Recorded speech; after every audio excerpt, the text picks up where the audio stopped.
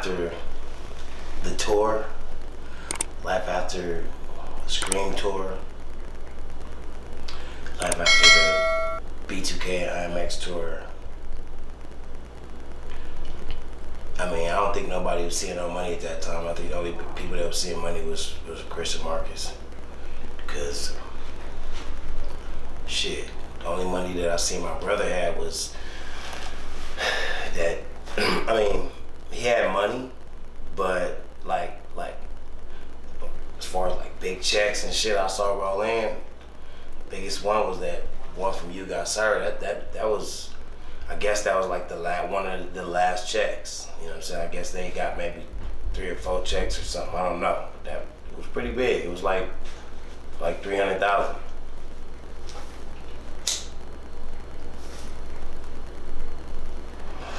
And he ran through that motherfucker like a hot knife on butter. Oh man, I never forget. We came to Vegas. We went to Fry's, and we went handy. I probably spent like 20 bands on computers and shit. But yeah, I mean, neither here nor there. None of that was my money, so it was cool. It was a cool experience just riding with my bro and just kind of like watching him do his thing, seeing the success, you know what I mean? But I was just always grateful to be able to spend some time with my brother. I never asked him how much money he got in his bank account. I never checked him for no bread. You know, I never told him he owed me unless it was like for some work that I did, like with the recent tour, the Millennium Tour. You know, I mean, life has been crazy. I mean, this is pretty much my life right here. You know what I mean? Looking at this stack of, this is my arrest history. You know what I mean? And just looking at it, it allows me to go into the year. You know what I'm saying? And remember, you know, what it was that happened. Wow.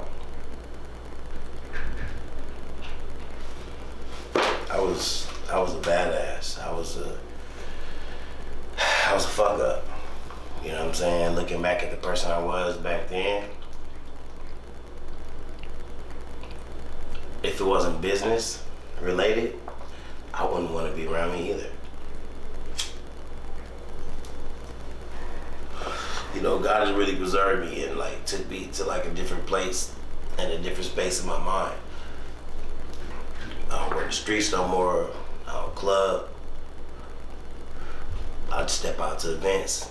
I make a cameo appearance. You know, but man, life after the tour was just rough. It was just like the same thing. You know what I mean? It was like back to, you know, rundown apartments. You know, like I said, it was my brother's story. He made the money. You know what I mean? I made $500 a week. $500 a week. And I was bringing in like 8,000 to 12,000 on merchandise. Me. You know what I mean? Just as far as selling and hustling. And you know, I mean, it was a great experience, but I definitely didn't make any money from that. So after the tour, it was just like back to the pits of hell. Back riding around in the scraper. You know. But man, it was just crazy. Like shortly after the tour, after that last tour, you know, it was just like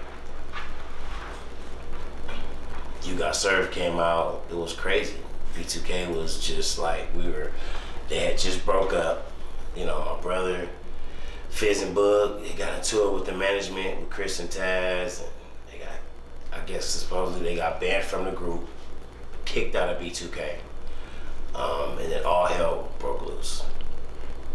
They went and did the deal with CMX here in Vegas. Word on the street was CMX went and took all their bread. You know what I'm saying? So, but who knows what really happened. I know that I was with my brother and a car that he got that was part of the payment or part of the deal, a Porsche truck.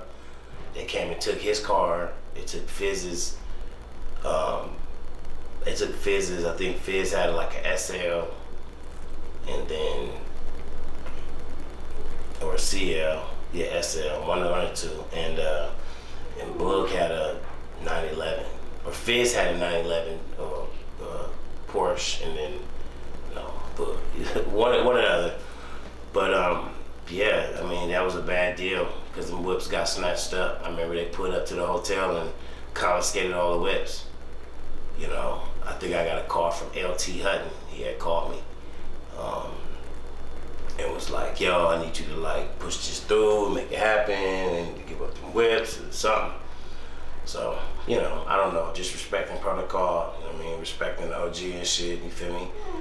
You know, having respect for him. I think, you know, I think that was when the vehicles was released. But it was pretty rough, you know what I mean, after, you know, after the group broke up, you know, the other boys, they didn't like my brother around me. So the place they had at the Palazzo was paying like $5,000 a month. That spot didn't last long because I don't think they comfortable with me being around my brother. I literally was there every day. I literally damn near lived there. Because now my brother was away from Chris, the management, and all the rules that they had, which never allowed me to see my brother. I couldn't even pull up on him and just see him without having to like let somebody know. You know what I mean? And when I put up, like I said, I feel weird. You know what I mean? I feel out of place every time.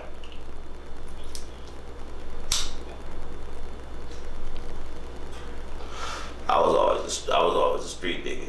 Not because I chose to be, but because niggas basically left me in the streets. That's some crazy shit. You know.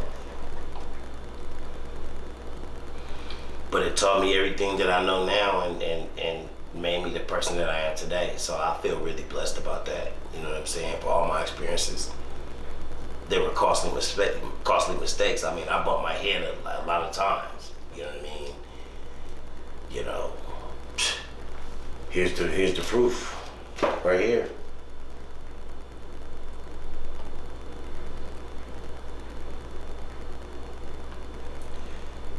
You know, this right here, it's the date on this. March, what's this? I printed this out March 2020. This case was filed in actually March 2011.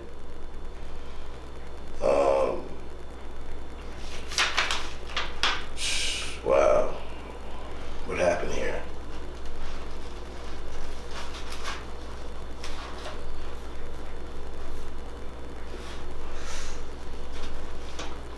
Okay, I was given probation, summer probation, spit it up, fuck, I dropped my blunt. I was given summer probation.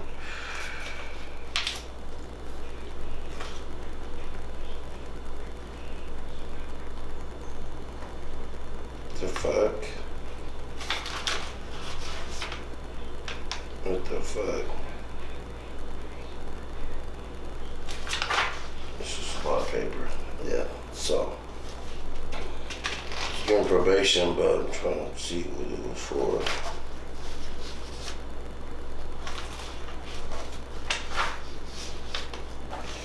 Well, yeah.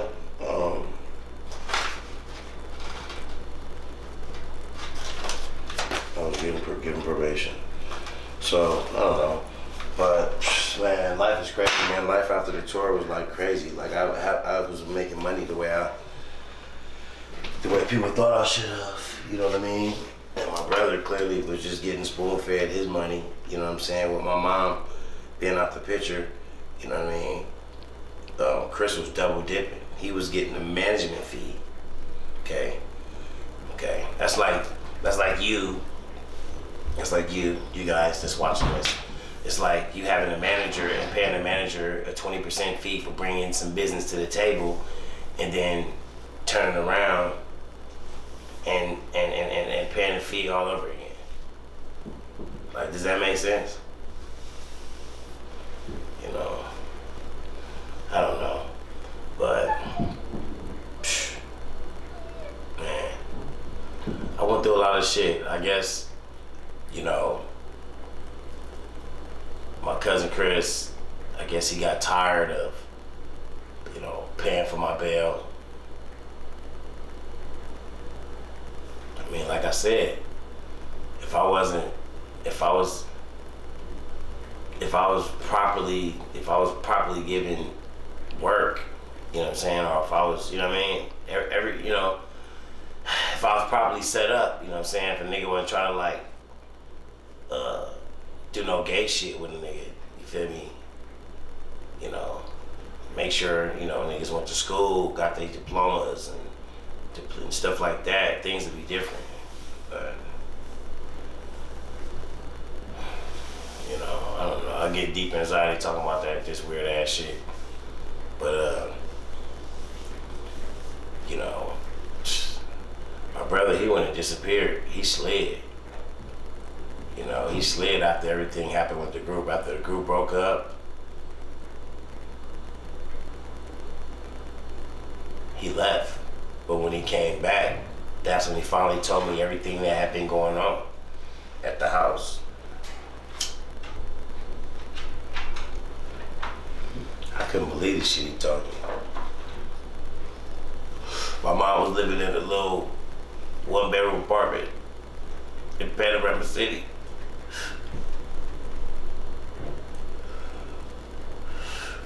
The story's the same, like so many other artists. We didn't get paid. You know, well, my brother didn't get paid, you know. And I niggas for sure kept me from getting paid. You feel me? No matter where we went. Like for instance, the Millennium Tour. That shit was so fucking whack. I made all the merchandise for the tour. All the merchandise, all the B2K merchandise I made. My brother had me made a bunch of merchandise, a bunch of exclusive shit, way better than the shit that y'all was buying at the tour. You know what I mean? And believe it or not, some fans got a witness to this shit.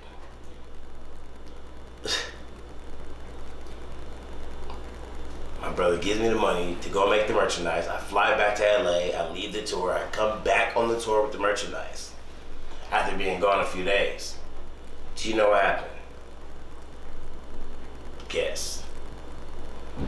I got back. You know, when you go to see a concert, you buy a t-shirt. You buy a t-shirt, you buy, you know, a hat, a poster, you know, right there in the lobby, right next to the food court, right next to the concession stand, they sell the merchandise. I came back with the merchandise and I could not sell the merchandise inside the venue. My brother Raz told me, he said, go outside in front of the venue and sell it. And catch the fans as they come in. Huh? For real? I did it. But the fans, man, they made me feel embarrassed. It's like, what you doing out here? It's like, ain't you Raz's brother? It's like the show's starting. Why are you out here? Why aren't you selling that merchandise inside? It just made me feel like bootleg, made me feel like a bum. You feel me? Made me feel like a straggler. Made me feel like I was like conniving and like I was doing some sneaky shit behind the promoter's back or behind other members of B2K.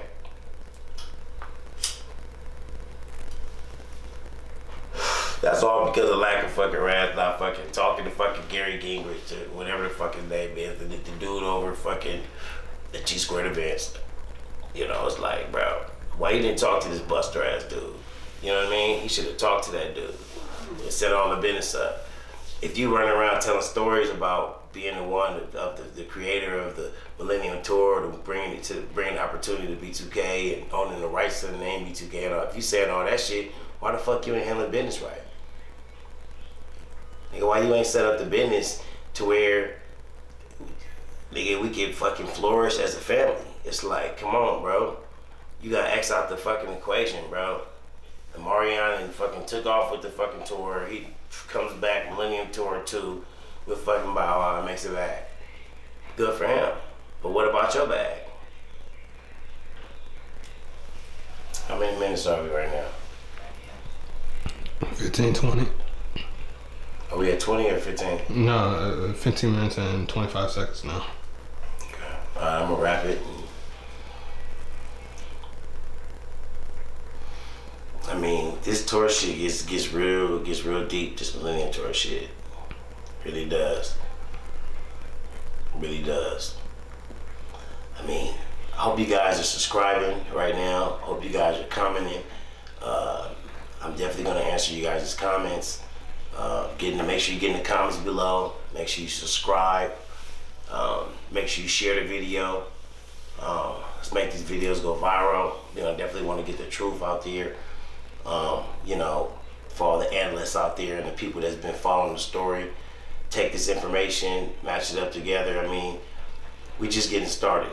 You know, this tour, I know you guys want to know what really happened, and I'm gonna tell you guys what really happened. Just trying to build up, you know what I'm saying? Just trying to build up, you know what I'm saying, to the big shebang, like they say. But yeah, you guys stay tuned, you guys, for the next video. Bear with me, it's a lot of talking. I need some ice water. But yeah, I did make this jersey for the few people at the Millennium Tour. They got this jersey, it's exclusive. So, you know what I'm saying, if you ever see me, you know what I'm saying, I did create this jersey, you feel me? And I will be doing some more exclusive jerseys and stuff soon, some more exclusive shirts in honor of Millennium Tour. I had a lot of fun. My own exclusive merchandise for the people that didn't get a chance to actually get some merchandise. We actually had a lot of fun on that tour. It was dope. Shout out to Pleasure P, shout out to Slick, shout out to Spectacular and everybody else. I didn't really fuck with them, but shout out to my nigga Slick. We had a good time. We fucking had a ball.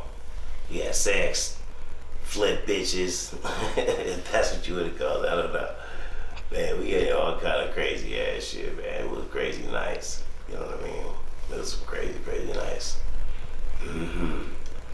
And you guys would never know who was supplying the drugs on the tour. Motherfuckers thought it was me, and it wasn't me. But y'all stay tuned for the next video, and y'all gonna find out.